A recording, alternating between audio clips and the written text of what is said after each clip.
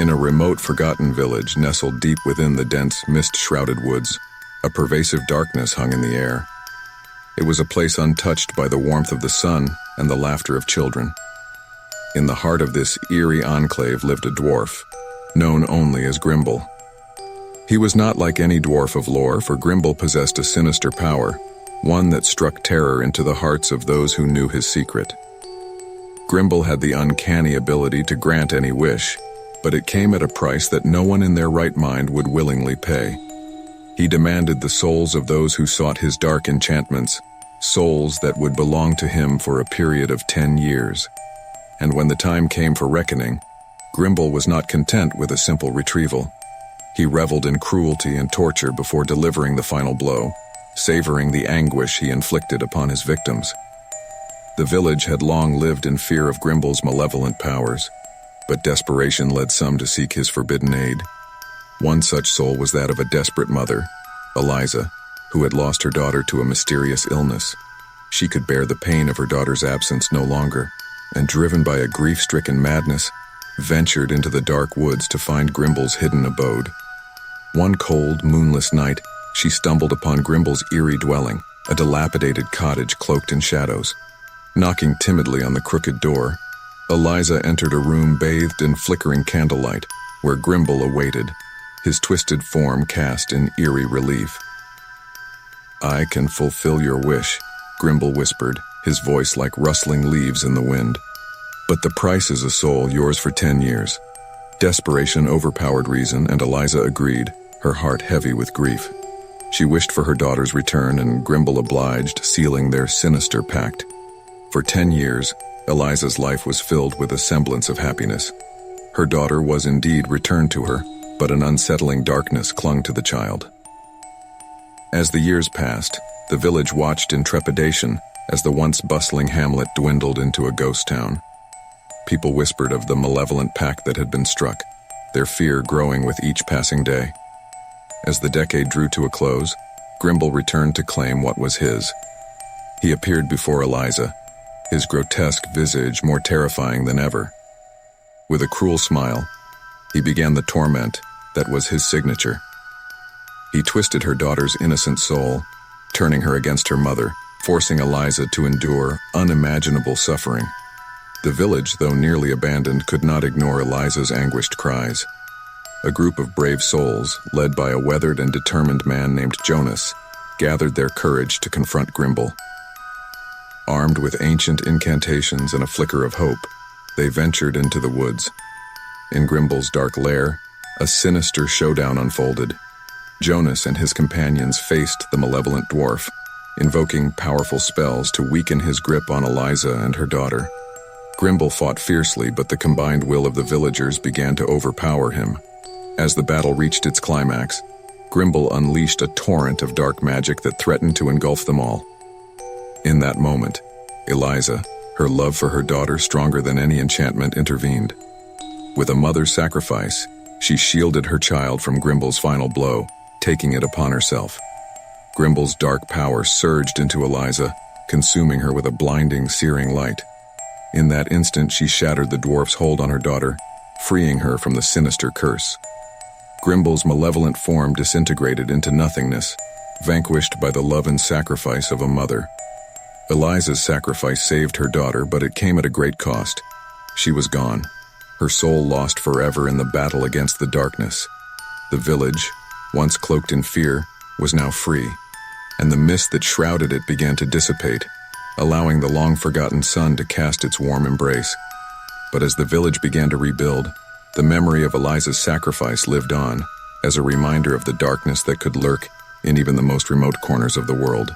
It was a story told to children to keep them from venturing into the woods alone, a tale of a malevolent dwarf and a mother's love that transcended even the darkest of pacts.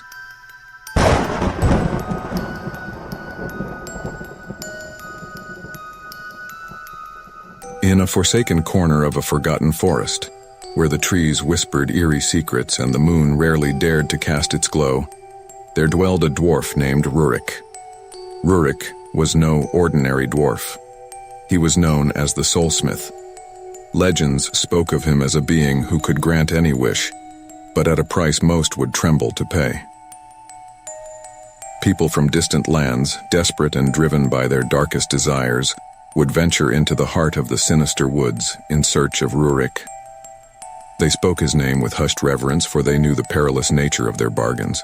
One fateful night, a man named Eldon, with greed gnawing at his heart, navigated through the tangled branches and thorns.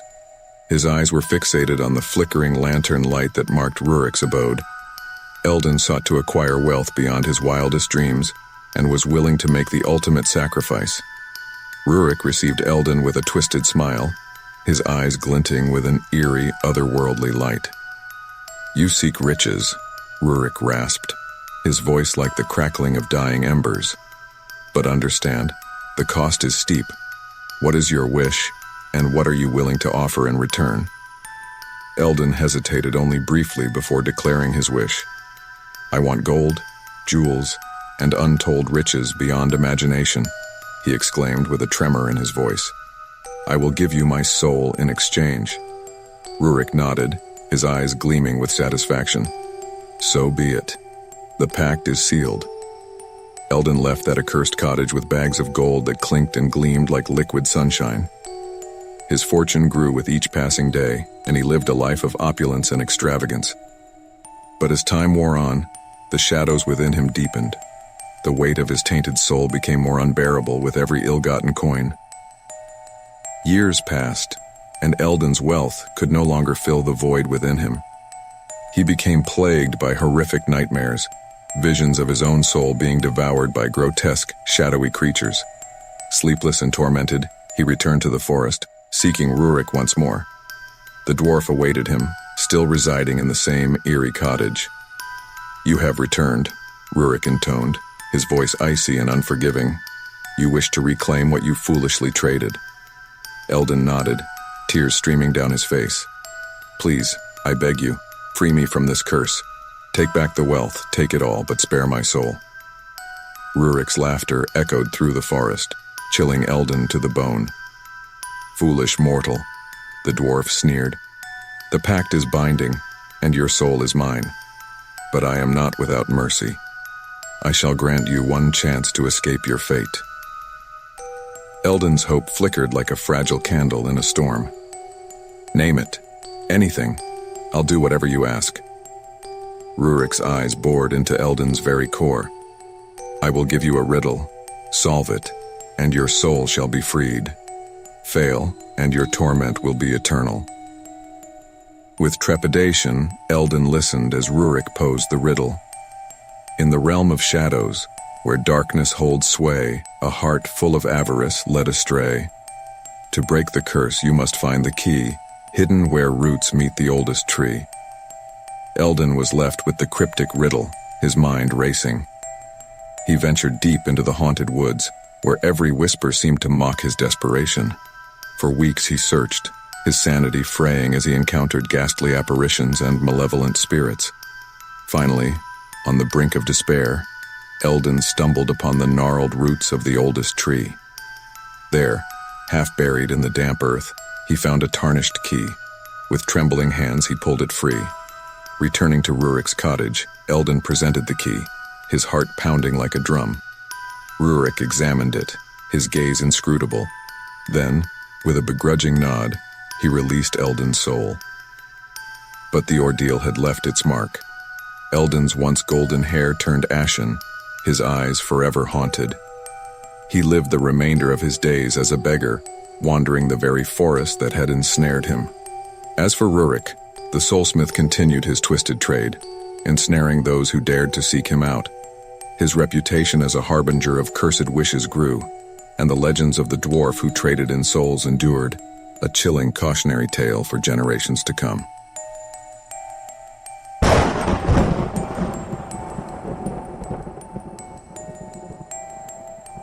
Once, in a secluded village shrouded in the mists of legend, there lived a dwarf named Gravlock.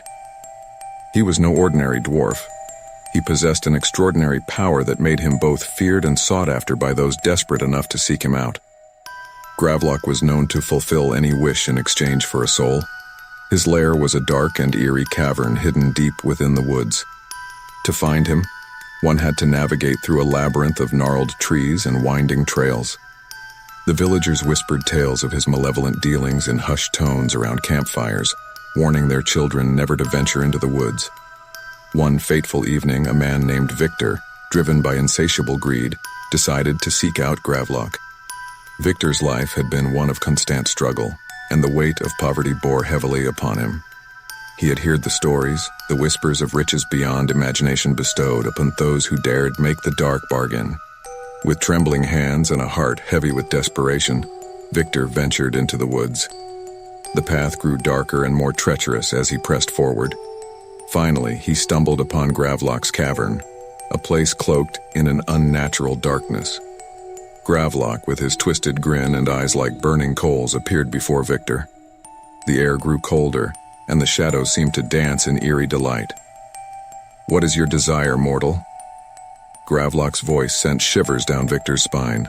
"I want wealth, unimaginable wealth," Victor stammered, his voice quaking. "Very well," Gravlock hissed, "but the price is your soul." Victor hesitated, but the allure of wealth was too great. He agreed to the dreadful bargain, and with a wicked glint in his eye, Gravlock snapped his fingers. Instantly, Victor found himself transported back to his village, his pockets overflowing with gold and jewels. Years passed, and Victor's newfound wealth transformed the village. But as time wore on, he became consumed by his greed. He ignored the needs of his fellow villagers, amassing riches without end. The people he once knew and loved grew destitute and despondent. One night, as Victor counted his ill-gotten treasuries in the dim candlelight of his opulent mansion, a chilling presence filled the room. It was Gravlock, his form now more grotesque and menacing than ever. "The time has come, Victor."